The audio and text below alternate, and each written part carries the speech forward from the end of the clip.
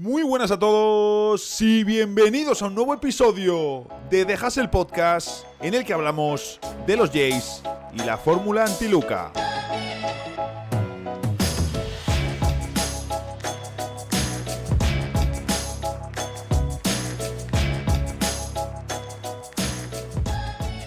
Me decía un compañero del equipo, oye, el otro día estaba escuchándome el episodio de Joel Embiid, además fíjate, se ponen mis episodios para irse a dormir, para que mi voz les acompañe mientras sueñan.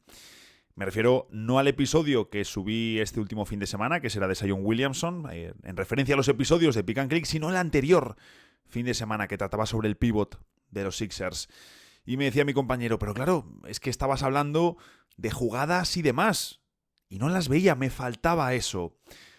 Para los que lo escucháis en plataformas de audio, cuando yo diga algo así, cuando haga referencia a jugadas que estoy viendo, si usáis Spotify podéis ver el vídeo, el mismo que subo a YouTube. Si no lo escucháis en Spotify, efectivamente, ahí no veréis nada de nada y pensaréis, oye, pero este tipo es imbécil, ¿qué me está contando de mirar no sé qué jugada si aquí no se ve nada? Pero oye, así tenéis una muy buena excusa para iros a YouTube y ayudarme a sostener este fantástico proyecto. Este domingo, además, perdimos de forma trágica y dolorosa. Muy dura.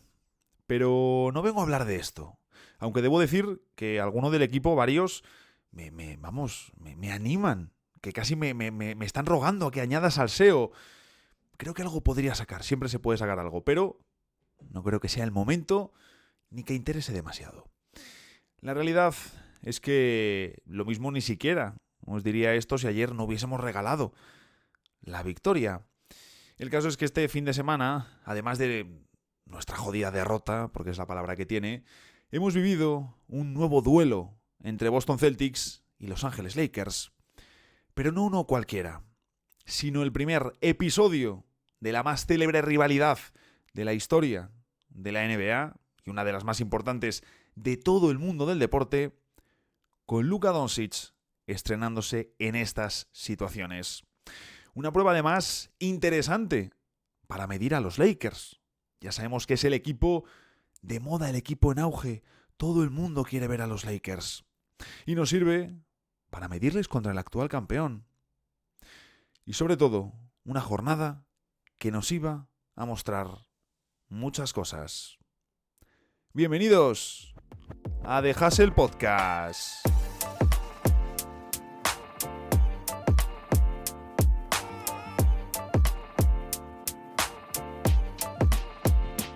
Los Lakers perdieron, los Celtics atacaron a Luka, LeBron se marchó lesionado y Boston contaba con la gran ausencia de Kristaps Porzingis, que es cierto que los Lakers al mismo tiempo estaban sin Rui Hachimura ni tampoco Jackson Hayes.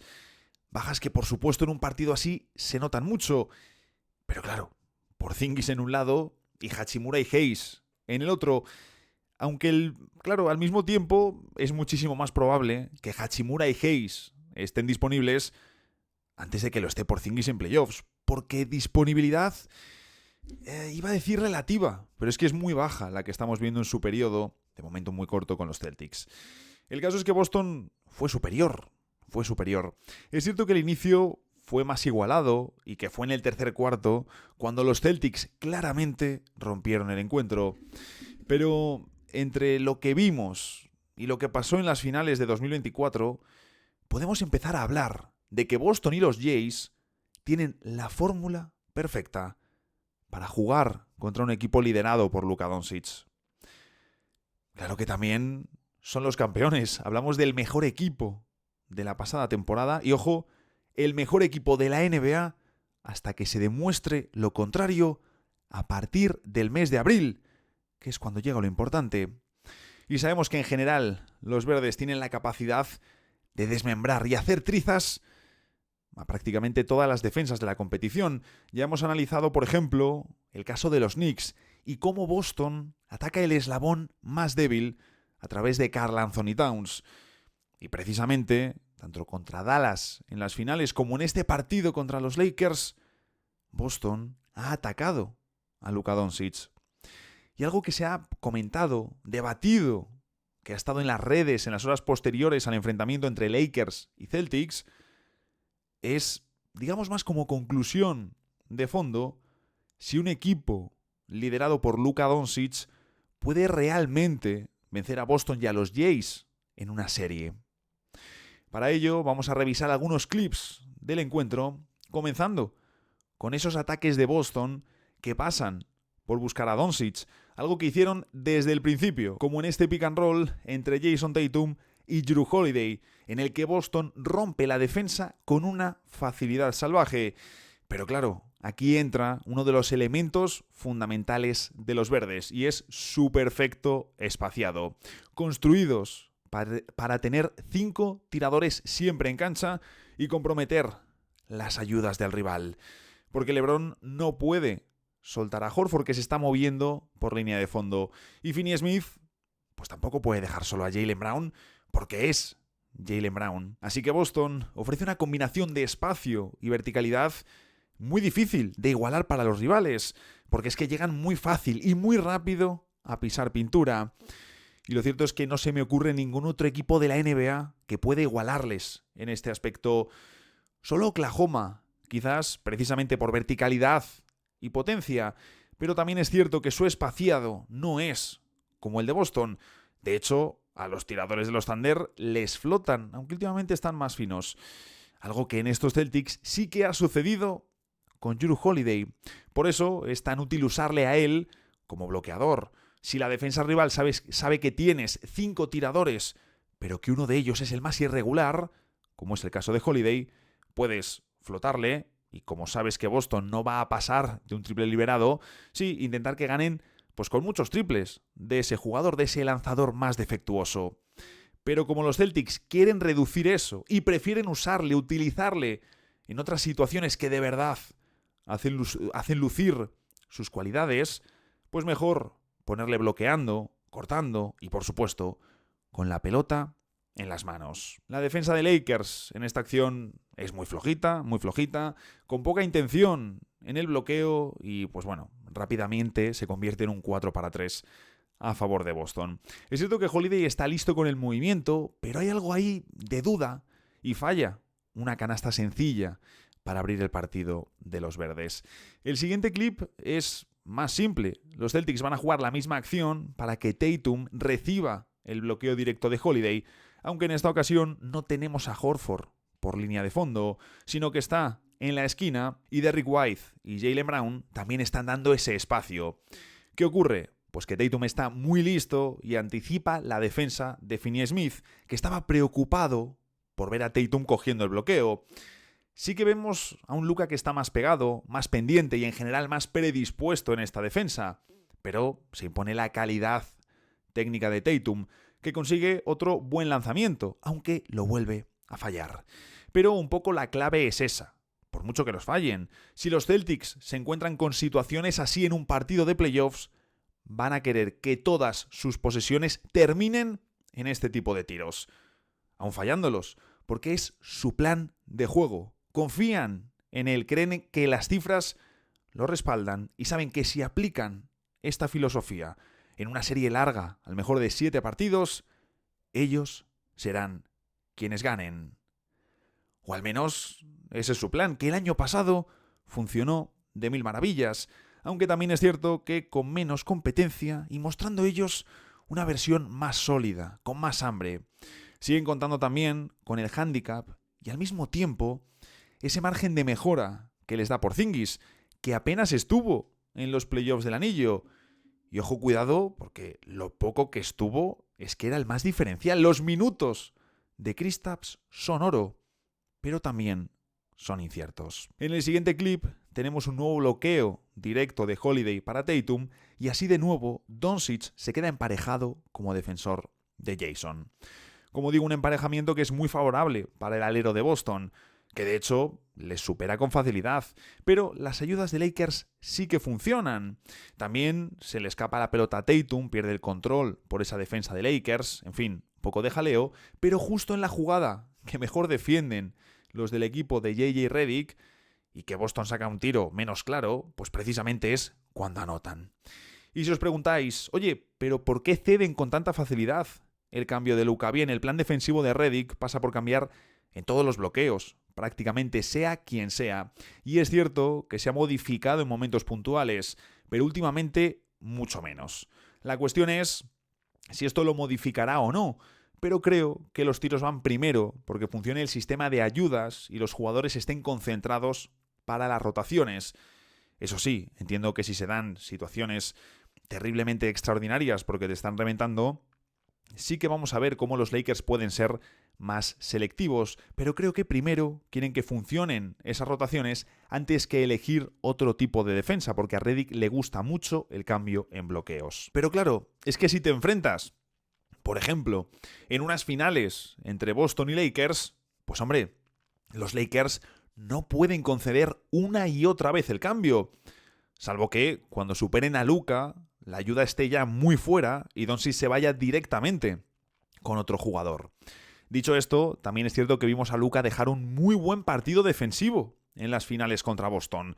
Que, oye, no hace falta que la mitad de la serie sea fantástica en cuanto a rendimiento defensivo del esloveno, pero entre ser superado con la facilidad que le hemos visto y le seguimos viendo en muchísimas situaciones y lo que vimos aquel día, pues hombre, hay un terreno medio, interesante y muy amplio.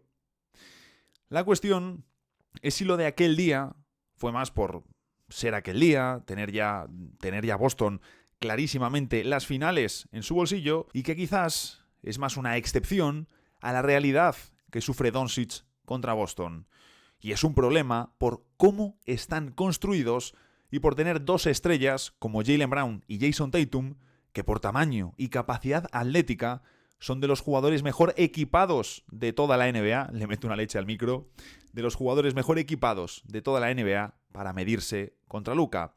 Y que es que además ellos le pueden coger en defensa como emparejamiento y luego ya sabemos que en ataque buscan castigarle. Una fórmula que en ataque repiten contra Towns, como os decía antes, pero claro, ahí no les vemos emparejados de forma tan clara como sucede en el caso de Doncic. El caso, que me pongo a hablar y me desvío. La cuestión principal que te hace pagar Boston al tener esos 5 tiradores es que las ayudas, por muy ajustadas que el rival las tenga, no van a verse igual que contra otros equipos, que con que tengan un mal tirador ya les juega en contra. Pero es que en el caso de Boston no hay ninguno. Y el peor está precisamente jugando el bloqueo directo como si fuese el pívot, mientras que el pívot está abierto en la esquina, preparado para tirar. Un Horford de 38 años, que está con un 38% en triples desde las esquinas, y que, ojo, hizo un fantástico trabajo defensivo sobre LeBron James y Luka Doncic. No sé cuánto le quedará a este tipo, pero de verdad, qué buenísimo que es Al Horford, que además termina contrato, y veremos qué hace, si continúa, si se retira, en fin. Podemos ver cómo las ayudas de Lakers se van cerrando sobre todo cuando Tatum ataca a Luka. De hecho, si pierde el equilibrio es por Finney-Smith, el magnífico Dorian Finney-Smith, clave para entender el cambio de Lakers en defensa durante el último par de meses. La siguiente jugada es realmente la más sencilla que tuvo Tatum contra Doncic en toda la noche, y fue el inicio del rodillo verde en el tercer cuarto. Lo dicho, muy sencillo, se queda con él en el cambio y Tatum es que le rompe muy fácil, y luego su camino al aro está bastante despejado, que se debe a lo más importante de la jugada. Fijaros en cómo Jrue Holiday se lleva a Finney-Smith, dando justo el espacio que Tatum necesita para finalizar. Ahora tenemos el tercio derecho completamente despejado para Jaylen nada más llegar. Nadie invade sus espacios, que de hecho están muy abiertos los jugadores de Boston. Y es cierto que Doncic llega muy bien a puntear. Y Jaylen, oye, lo cierto es que marca un canastón. Pero claro, también vemos cómo ha conseguido ganar el espacio necesario para realizar un buen lanzamiento. De nuevo, atacando a Luka. Diríamos que es una excelente defensa de Doncic si hubiese fallado, porque me podéis llamar ventajista. A ver, la defensa no es mala, ni mucho menos, pero es que Jaylen estaba buscando precisamente ese lanzamiento. Y sí, Doncic llega a puntear y está concentrado en esta defensa, pero es que Jaylen consigue lo que quería. Aún así, aunque Doncic fue el jugador al que más atacaron los Celtics, sí que tuvieron más éxito contra otro jugador. No es muy difícil de adivinar. El otro eslabón defensivo del quinteto, Austin Reeves. Aquí vemos cómo en la misma acción que en el 1 contra 1 anterior, Jaylen ataca a Reeves al poste. Pero aquí Doncic sí está mejor posicionado para la ayuda, ignorando a Jrue Holiday, que fijaros en esto, ha pasado de un 46% en acierto desde las esquinas en su último año en Milwaukee y luego un 62% la pasada temporada en su primer año con los Celtics, a registrar un 27% en la 2024-2025. ¿Qué te ha pasado, Jrue Holiday? El caso es que Jaylen, de forma un poco inexplicable, falla un tiro muy sencillo que se sale de dentro. Y en la de ahora, pues lo mismo que en la anterior, Tatum busca al jugador emparejado con Austin Reeves, que es White en este caso, le pone el bloqueo directo y como veis, ya va empujando a Reeves para ir directo a atacarle. Esto contra Denver, pues hombre, tendrías a Westbrook o a Gordon liberado y tendrías a un jugador de Lakers en la pintura haciendo una ayuda mucho más exagerada. Pero claro, es que no les da tiempo a llegar a la ayuda, no hay tiempo si lo haces aquí contra los Celtics. Y aquí evidentemente la mejor opción será siempre flotar a Holiday. Pero tenemos que ver todavía qué carta se guarda Redick para emparejamientos de playoffs. Porque seguro que se va a sacar ajustes y va a ser diferencial con sus decisiones, 100%.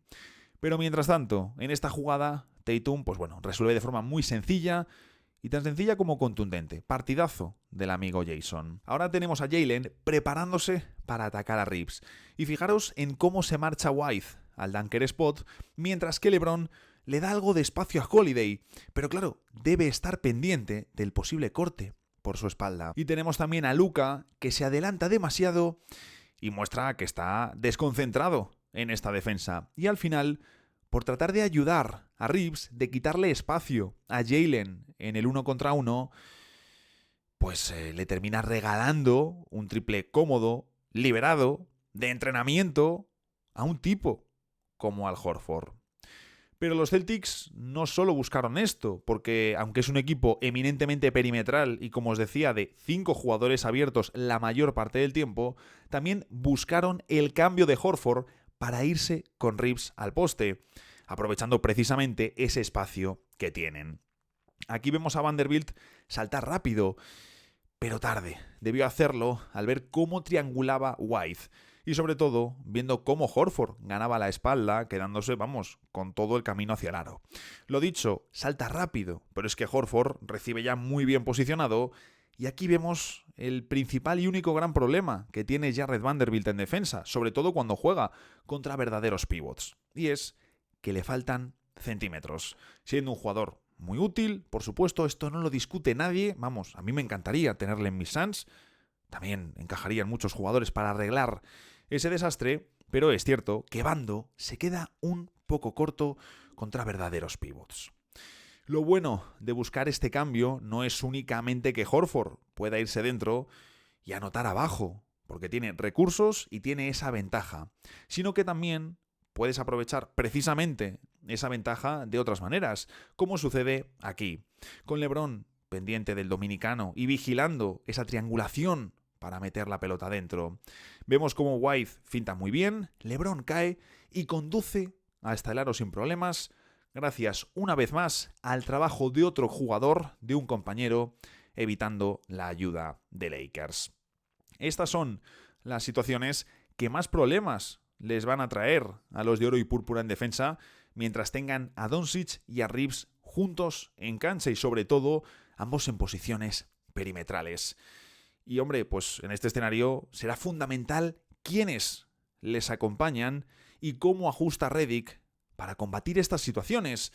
Pero claro, es que precisamente estos Celtics están muy bien equipados, como os decía, para enfrentarse en concreto a proyectos liderados por Luka Doncic.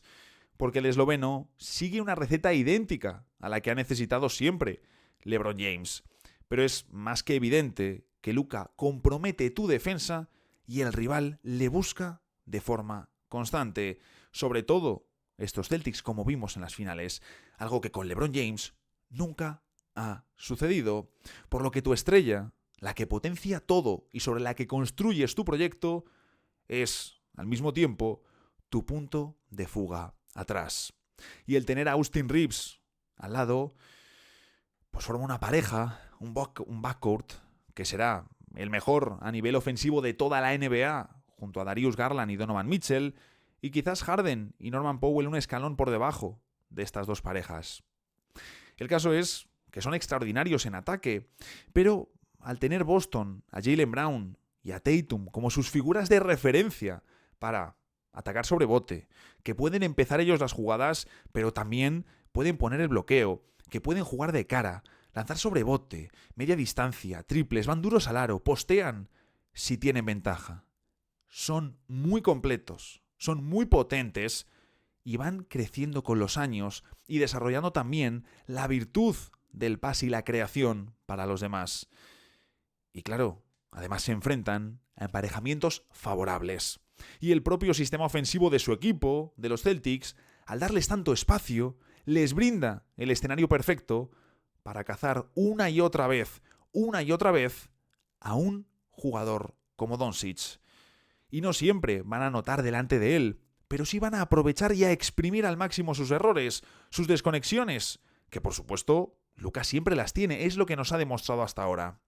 Y también atacarle donde más le cuesta, por velocidad, buscando ese desequilibrio de Doncic en defensa. Y de la misma manera que el ataque de un auténtico equipazo, como los Denver Nuggets del año pasado, que defendían el título de campeones, puede verse comprometido al tener un mal tirador en cancha, o incluso si los propios Boston Celtics sufren cuando el rival flota a Jrue Holiday, el tener a dos defensores claramente por debajo de la media compromete lo suficiente a un equipo como para ganar la NBA. Pues lo cierto es que mirando la lista de campeones recientes no encuentro ningún caso así, ningún caso en el que un equipo tenga ya dos piezas, como en este caso Luka y Austin Reeves, que encajan en este perfil, que el rival les ataca y les persigue y les caza constantemente a lo largo de una serie entera de playoffs. Veremos si los Lakers cambian esta dinámica o si los ajustes de Redick dan sus frutos. Y si no, pues hará falta otro defensor perimetral que permita sentar a Reeves si hay problemas de este tiro. Que permita sentar a Reeves si hay problemas de este tipo. Y claro, al mismo tiempo tiene que poder tirar de tres, si no se fastidia tu ataque. En fin, que Boston es un fantástico equipo de baloncesto, eso ya lo sabíamos, y ahí reside precisamente una de las claves principales de este análisis, que Boston es mejor equipo, que Boston es el actual campeón y por supuesto uno de los tres grandes favoritos al título. Lakers y Celtics solo se pueden cruzar en las finales. Mucha gente piensa ya en ese potencial enfrentamiento, aunque Oklahoma City Thunder es el gran equipo del oeste. Y precisamente ellos también pueden combinar una defensa muy agresiva contra Luka, con muchas manos, defensores diferentes, cambios, ayudas, rotan muy rápido y muy bien, es un equipo súper veloz y muy agresivo atrás, que al mismo tiempo cuenta con jugadores para atacar tanto a Luka como a Austin Reeves. Así que si estos Lakers están encantando y su defensa ha subido mucho, precisamente este partido contra Boston nos enseña las ventajas reales que tienen los Celtics contra su eterno rival. Y también contra Luka Doncic, la nueva estrella de Hollywood, el jugador contra el que presumiblemente se van a enfrentar a lo largo de la próxima década. Y sí, ahora los Celtics son quienes tienen mejor plantilla, mejor equipo y sobre todo el antídoto contra la magia de Luka Doncic. hasta aquí llega el episodio de hoy.